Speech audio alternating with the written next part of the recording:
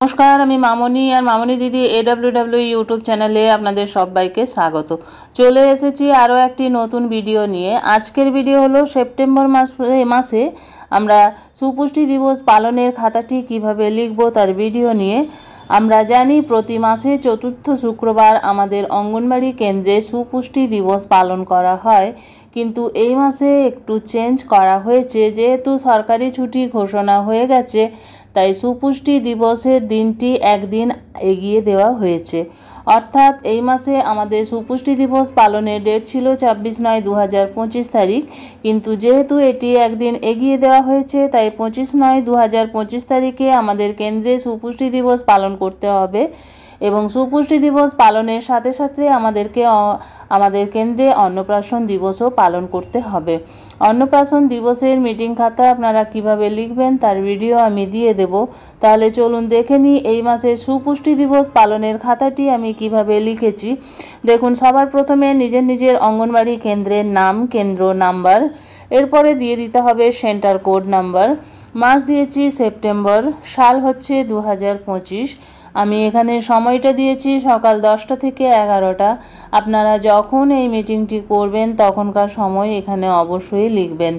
এরপরে স্থান, মিটিংটি কোথায় হচ্ছে, অবশ্যই নিজের নিজের অঙ্গনবাড়ি কেন্দ্রে মিটিংটি হবে, তাই এখানে নিজের নিজের অঙ্গনবাড়ি কেন্দ্রের নামটি দিয়ে দেবেন। বিষয় কি? বিষয় হচ্ছে কেন্দ্রে সুপুষ্টি দিবস পালন ও মাদার্স মিটিং। এই মাসের মাদার্স মিটিংয়ের থিম কি? এই মাসের মাদার্স মিটিংয়ের থিম হচ্ছে গর্ভবতী মহিলাদের প্রাক প্রসবকালীন স্বাস্থ্য পরীক্ষা, যার ইংরেজি অর্থ হলো antenatal health check up for pregnant women. আজকের এই মিটিংয়ে কারা অংশগ্রহণ করেছিলেন তারা হলেন গর্ভবতী মা, আমার কেন্দ্র এলাকার, প্রসূতি মা, কিশোরী ও তাদের অভিভাবকরা। এরপরে দেখুন মিটিং খাতাটি আমি কিভাবে লিখেছি বা আমি মিটিংয়ে তাদেরকে কি বলেছি সেটি এখানে আমি লিখেছি।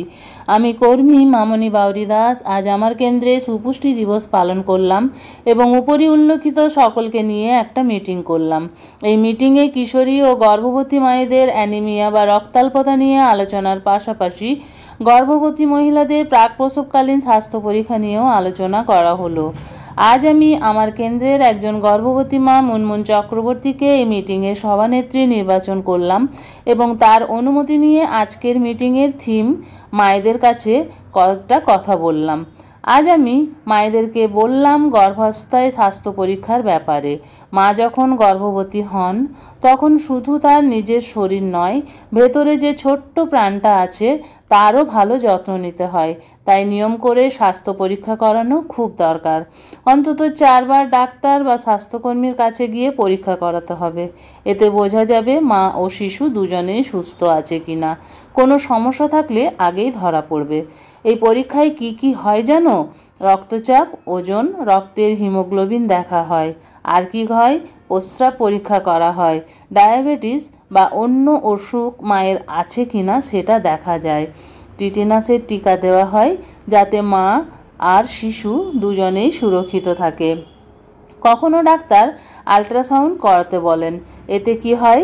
এতে শিশু ঠিক মতো বাড়ছে কিনা সেটি বোঝা যায়। এখন আসি মায়েদের যত্নে। মায়েরা তোমরা কিভাবে যত্ন নেবে?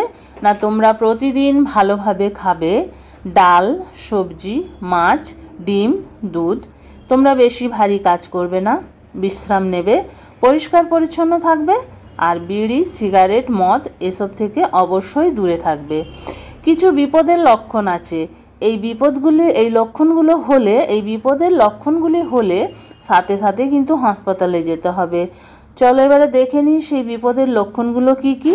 বিপদের লক্ষণগুলো হলো হঠাৎ রক্ত পড়া শুরু হলে বা পেটে তীব্র ব্যথা হলে, হাত পা মুখ ফুলে গেলে, চোখে ঝাপসা দেখলে বা শিশুর নড়াচড়া কমে গেলে। এইগুলির মধ্যে যে কোনো একটি যদি মায়ের ক্ষেত্রে দেখা দেয় তাহলে অবশ্যই কিন্তু মাকে দ্রুত হাসপাতালে যেতে হবে। আরও একটা বিষয় মায়েদের জন্য খুবই জরুরি, সেটাও আমি মায়েদের কাছে জানালাম যে তোমরা প্রসবের আগে থেকেই ঠিক করে রাখবে কোন হাসপাতালে ডেলিভারি হবে, একজন রক্তদাতা ঠিক করবে, আর হঠাৎ প্রয়োজনে টাকা পয়সা আর গাড়ির ব্যবস্থা থাকবে। এগুলো মেনে চললে মা এবং শিশু দুজনেই সুস্থ থাকবে আর সময় মতো নিরাপদ ডেলিভারি হবে।